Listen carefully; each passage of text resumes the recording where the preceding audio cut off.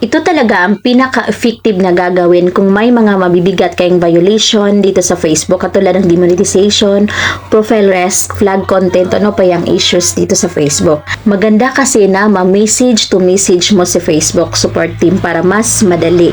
Ma-a-actionan agad niya, katulad ng ganyan sa taas, nung na-violation din tong account ko, yan yung ginawa ko at merong mga nagpatulong sa akin about din sa issue nila sa Facebook. And din yung paraan ko din at very effective naman siya.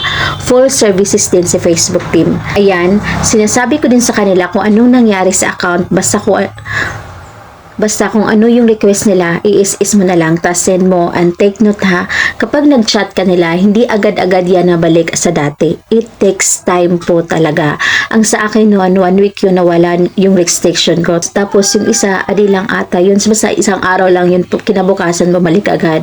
Basta depende ni Facebook kung gaano kabigat yung violations mo.